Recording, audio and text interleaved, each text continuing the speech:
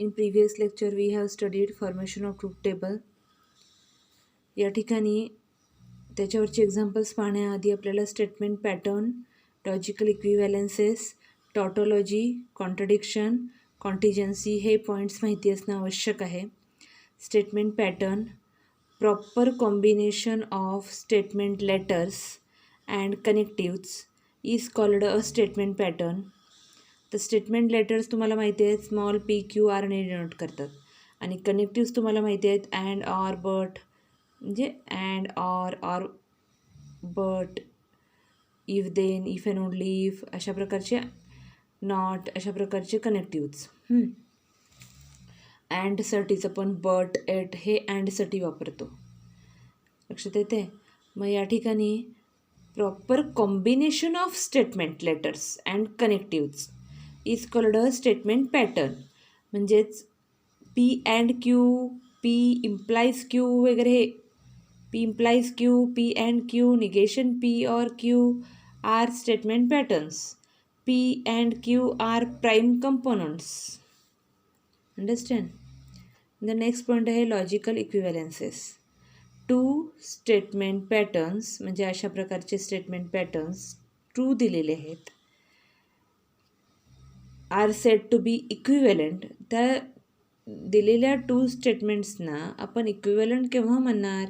If there truth tables are identical. Identicals means what? Same असायला पाहिजेत. If there truth tables are identical म्हणजे for example जर P implies Q एक दिलेलं आहे आणि पी अँड क्यू पण दिलेलं आहे आणि हे इक्वल आहे तसं दाखवा म्हणून सांगितलेलं आहे. हे एक्झाम्पल अशा प्रकारचे टू स्टेटमेंट पॅटर्न्स दिलेले असणार आहेत आणि ते इक्विव्हॅलन्स आहेत हे प्रूव्ह करायला सांगितलेलं असणार आहे. त्यावेळेला तुम्ही त्यांचे ट्रूथ टेबल ड्रॉ करणार आणि ते आयडेंटिकल आले तर ते इक्विव्हॅलंट असतात असं आपण दाखवू शकतो.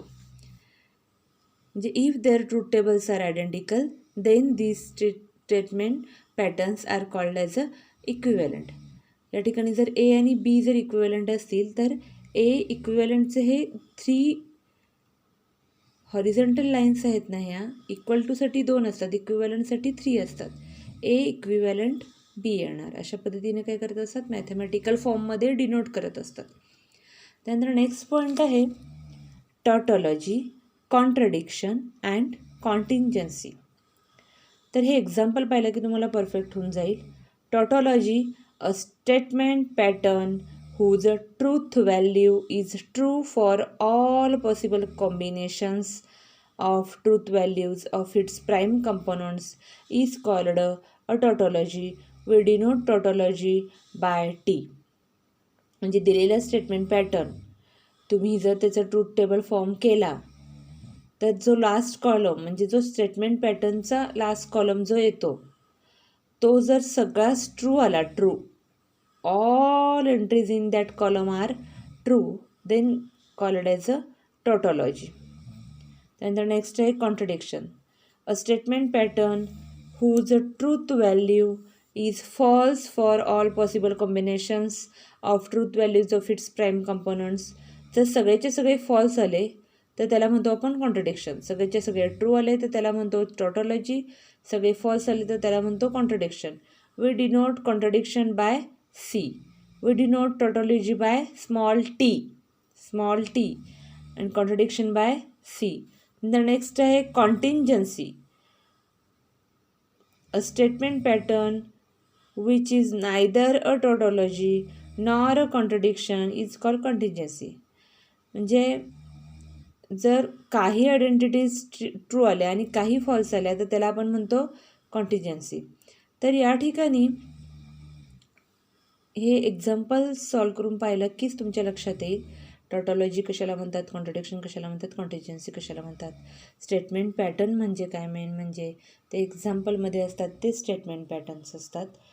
पी इम्प्लाइज क्यू म्हणजे proper combination of statement letters and connectives.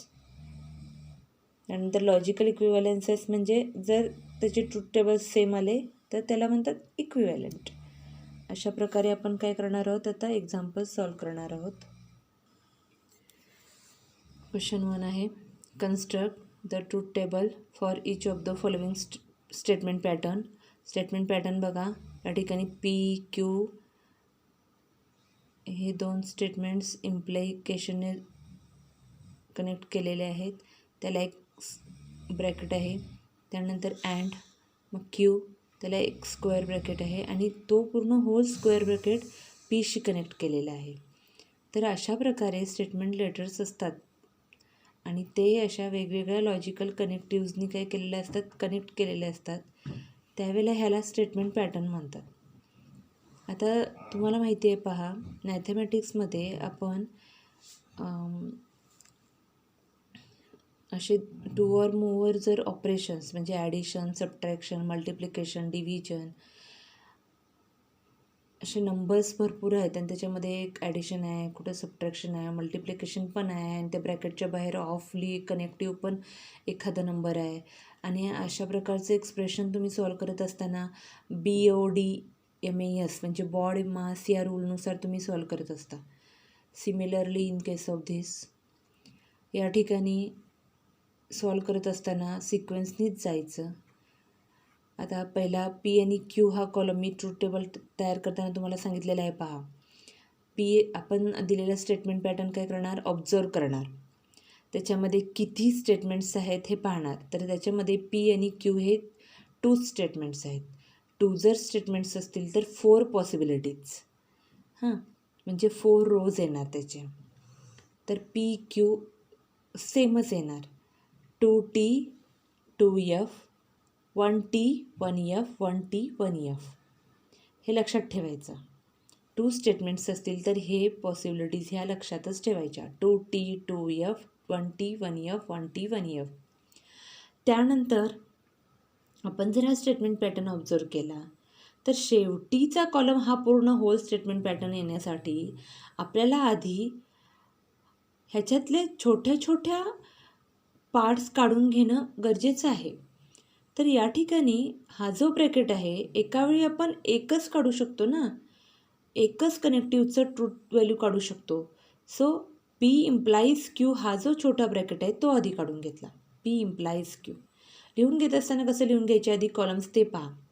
P implies Q काढून घेणार, मग पी इम्प्लाईज क्यू हे क्यूशी अँड कनेक्टिव्हनी जोडलेले आहे म्हणून नेक्स्ट येणार हा पूर्ण. आधी येणार पी इम्प्लाईज क्यू हा छोटा ब्रॅकेट, मग त्या पी इम्प्लाईज क्यूला अँड कनेक्टिव्ह आहे क्यू हा येणार नेक्स्ट. त्यानंतर हा पूर्ण होल ब्रॅकेट पीशी इम्प्लिकेशनमध्ये आहे मग तो येणार पूर्ण हा होल ब्रॅकेट इम्प्लाईज पी येणार. ओके, सोडत असताना पहा हे आधी कॉलम राईट डाऊन करून घ्यायचे स्टेटमेंट पॅटर्नवरून. आधी आतमधले पार्ट, मग त्याच्या बाहेरचं, मग तो पुन्हा त्याच्याशी कसा कनेक्ट आहे हे. अशा प्रकारे काय करायचं आपण आधी हे कॉलमची नेम्स लिहून घ्यायचेत आणि मग काय करणार त्याच्या ट्रूथ व्हॅल्यूज त्या ट्रिक्सनुसार काय करणार आहोत आपण इथं ड्रॉ करणार आहोत. तर या ठिकाणी 2T 2F 1T 1F 1T 1F हे ठरलेलं आहे. पी इम्प्लाईज क्यू इम्प्लिकेशनमध्ये ट्रिक आहे TF is F otherwise true. आता ह्या बघा या ठिकाणी आपण ऑब्झर्व करणार दोन्ही कॉलम्स पी आणि पी इम्प्लाईज क्यू आहे म्हणजे पी आणि क्यूचे कॉलम्स ऑब्झर्व करणार आणि TF इज F यायला पाहिजे म्हणजे TF इथं आहे का, नाही, इथं आहे का, आहे. मग TF इज F लिहायचं. अजून कुठं आहे, इथं आहे का, नाही, इथं आहे का, नाही, म्हणजे TF इज F फक्त आधी लिहायचं आणि मग बाकीचे येणार ट्रू अदरवाईज टी. त्यानंतर नेक्स्ट आता हा ब्रॅकेट आणि क्यू याच्यामध्ये हा ब्रॅकेट आणि हा क्यू याच्यामध्ये काय आहे अँड हे कनेक्टिव्ह आहे. कॅप काय सांगतं आहे TT is T otherwise F. मग हे 2 कॉलम ऑब्झर्व करायचे आपण, हा आणि हा हे 2 कॉलम ऑब्झर्व करणार आपण. TT इज T, TT कुठे आहे बघायचं, TT इथं आहे, TT इज T आलं, इथं आहे का, नाही, इथं आहे का, आहे, म्हणून पुन्हा TT इज T. तेवढंच जे ट्रिक्स आहेत तेच आधी लिहून घ्यायचे. TT is T, TT is also T, TT is T आणि अदरवाईज F. बाकीच्या ठिकाणी काय पण असलं तरी काय येणार, एफ येणार. फक्त टी टी असेल तिथंच टी येणार, कारण इथं काय आहे, कॅप आहे. त्यानंतर हा पूर्ण होल स्क्वेअर ब्रॅकेट पी शी परत इम्प्लिकेशन आहे पहा, इम्प्लिकेशन साईन. इम्प्लिकेशन असेल तर पुन्हा काय असते, T F is F. T F म्हणजे हा जो पहिला आहे ना, हा पहिला त्याच्यात टी पाहिजे आणि इम्प्लाईज नंतर काय असायला पाहिजे, एफ असायला पाहिजेत.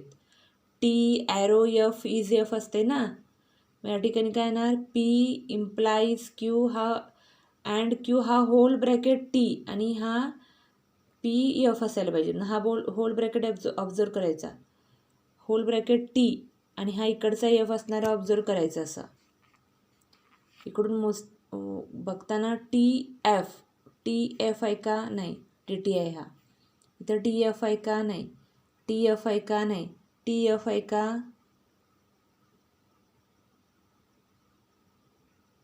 हा पूर्ण ब्रॅकेट आणि पी पी, हां क्यू नाही, सॉरी, टी एफ आहे का, नाही, हा टी एफ आहे का, नाही, हा टी आणि हा एफ पीचा आहे बघा.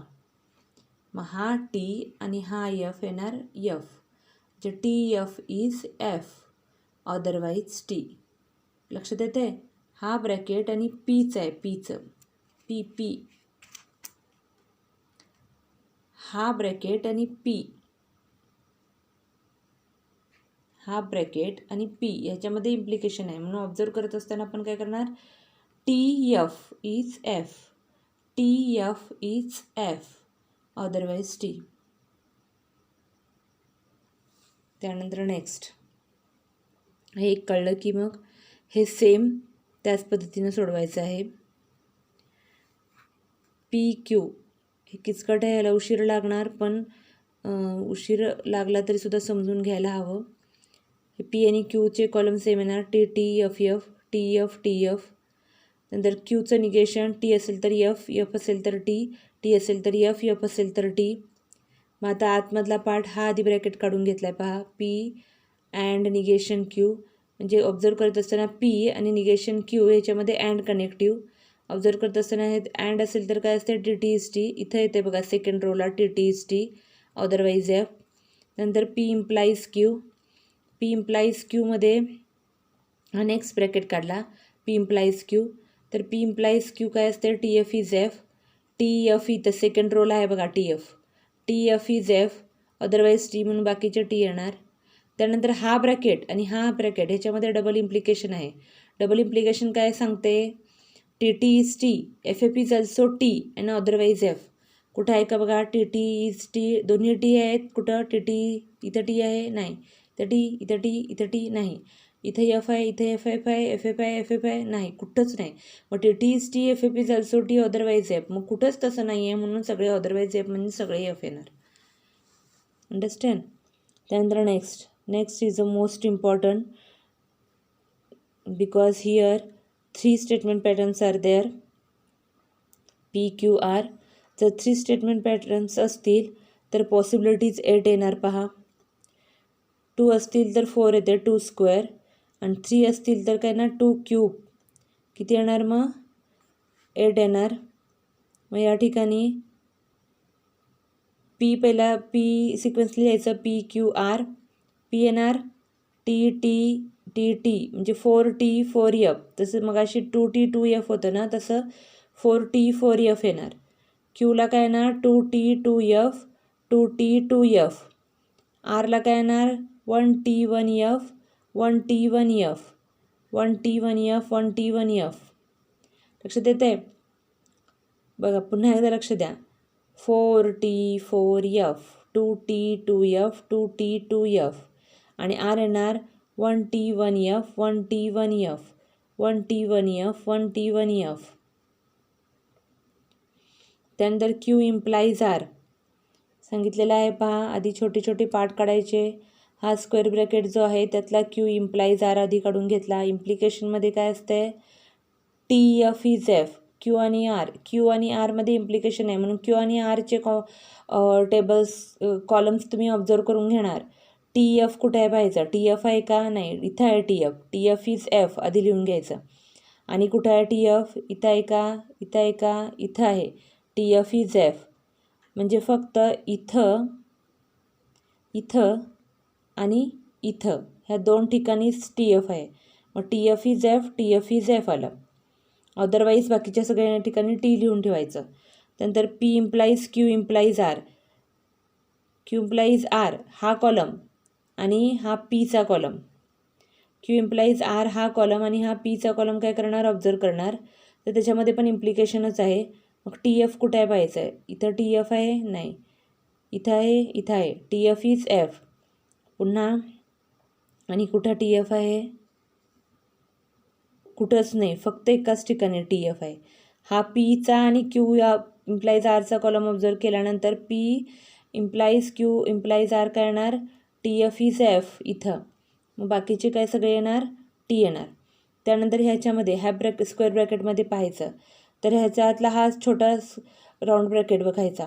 P and Q, P and Q, P and Q काय सांगते, T T is T, T T is T, T T is T. आणखीन कुठं टी टी आहे, कुठंच नाही. इथं दोन ठिकाणी फक्त टी टी आहे. मग T T is T, otherwise F.